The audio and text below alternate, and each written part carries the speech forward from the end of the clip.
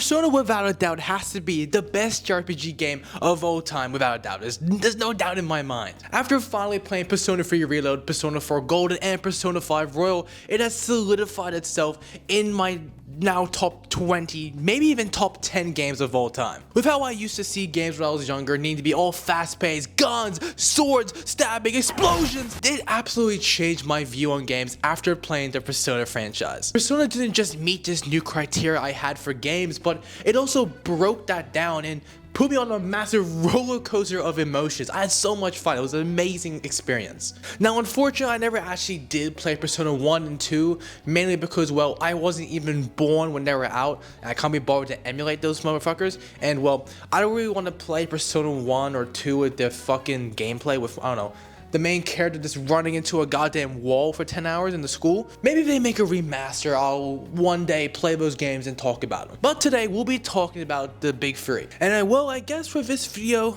we can talk about where it all started for me, where I started my Persona journey. And possibly, this is my favorite Persona game, and that is Persona 3 Reload.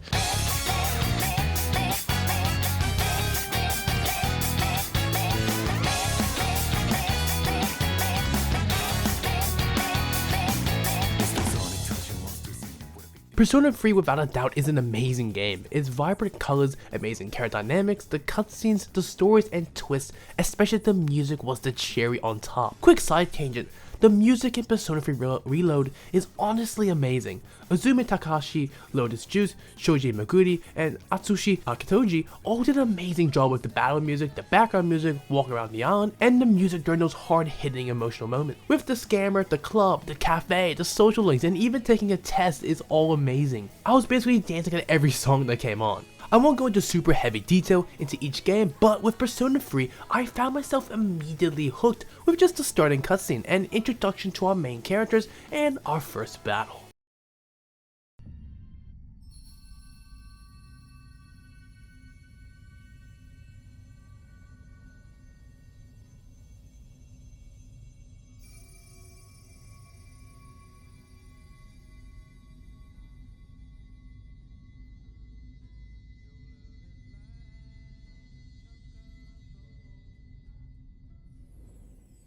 Now, the moment we start the game, we get hit by this hard-hitting quote given by this beautiful little butterfly. Now, this quote is already such a powerful thing that we get at the start, and it holds a lot of foreshadowing for the future of this game and how, well, the main protagonist's life is already foretold. Also, there's gonna be a lot of spoilers for this video. I should have mentioned that earlier, so if you haven't played Persona 3 Reload, I recommend you click off, but for now, we're gonna keep moving. Now, if you read in between the lines, it's pretty obvious that the main character's life is destined to follow a certain path, and well, we are also on a limited amount of time. And no matter what we do, we must follow the path of our destiny, to never stray from that path, and to build bonds along that path, and to live life to its fullest. Now, I'm gonna quickly yap again, but that starting cutscene basically solidifies both the genre and themes of the entirety of the game, and what we're meant to expect while playing through it.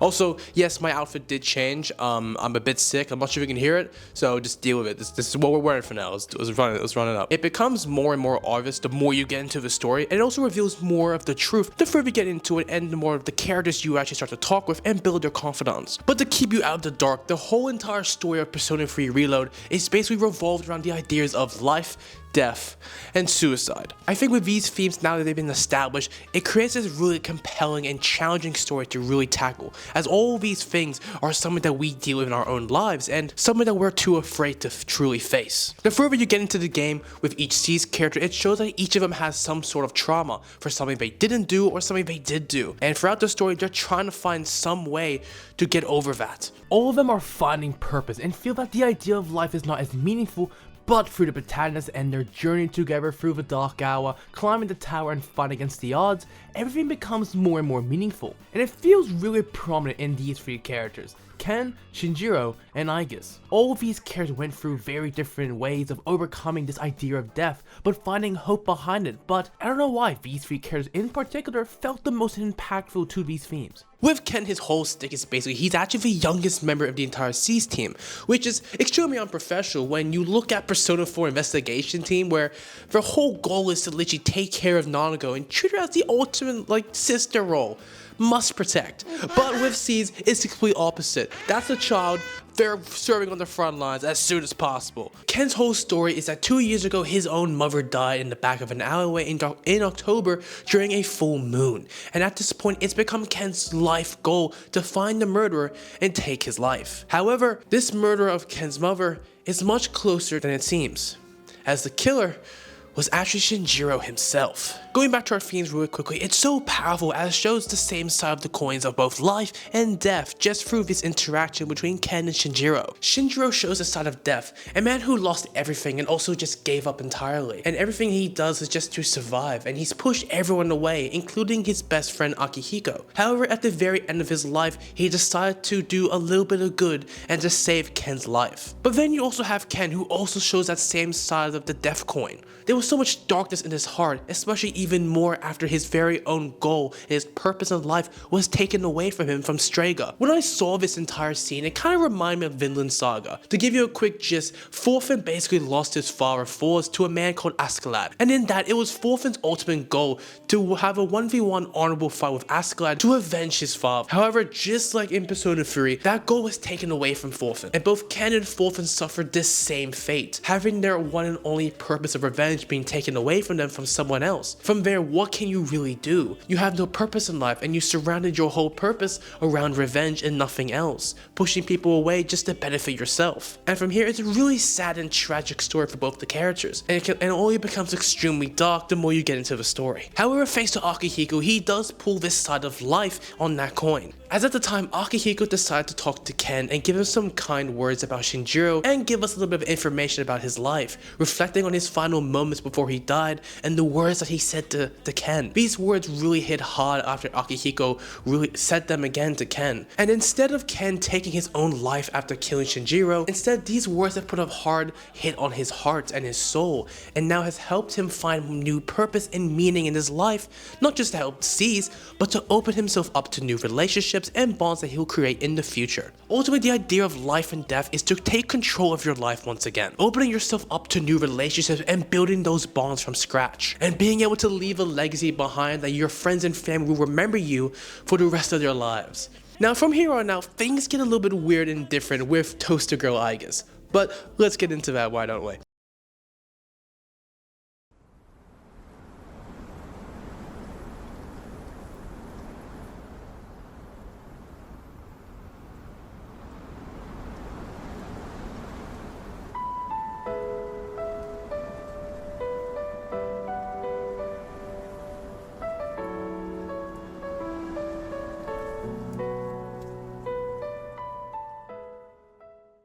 Especially by the end of the game, where Aigis becomes a lot more sentient and conscious about her own emotions, we get to see these emotions and this character development of Aigis really passed on between all the rest of the C's characters. Her social link especially explores the ideas of life and death throughout the entirety of her story, and the social link of course. It also gives off the idea that she needs to learn these human basics, especially for the story to develop and to really enforce this idea of the beauty of life and death. Every scenario that looks into the ideas of death especially, revolving around either humans or animals, it's something that becomes so much more meaningful and creates a really impactful memory for Aigis. It also becomes a really important lesson for her and her developing human emotions. When looking through the ideas of death, especially through Aigis, it's not just someone losing their lives. With the idea of death in mind, it's so powerful, especially when you look through the eyes of Aigis.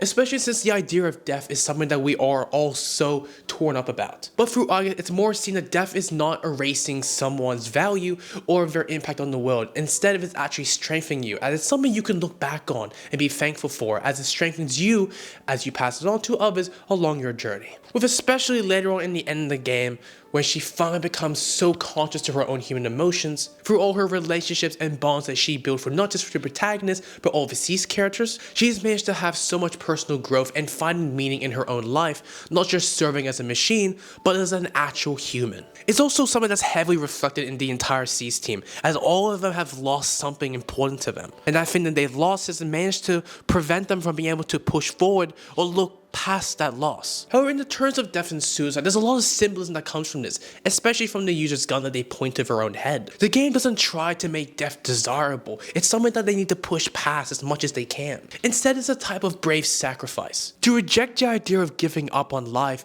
and choosing death as the only route. Instead, the game pushes the idea that we need to keep moving forward and look past all the trauma and loss that we face in our life, as a lot of us can lose our path and our true goals in life when all these stuff happens to us. To ensure that we keep living despite the amount of loss and torment that we experience, and to always look to our relationships and the bonds that we've built along our life and our journey. It also represents that death is unavoidable, loss is unavoidable, suffering is unavoidable, but despite all the bad that comes from the world, life is worth living, and the bonds we make hold a deeper meaning in our mission to overcome the idea of death. Not to destroy it, but to accept its harsh reality. I think the reason Aigis is such an impactful and powerful character is because she has to learn everything.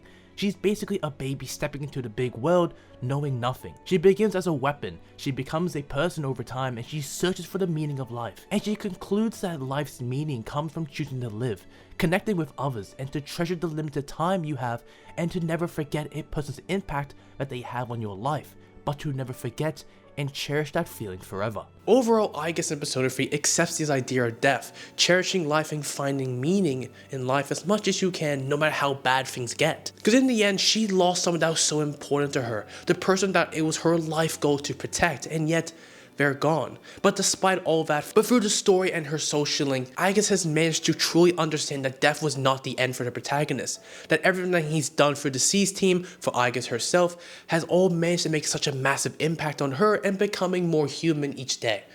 And all those feelings are something that she can truly accept and truly value for the rest of her life.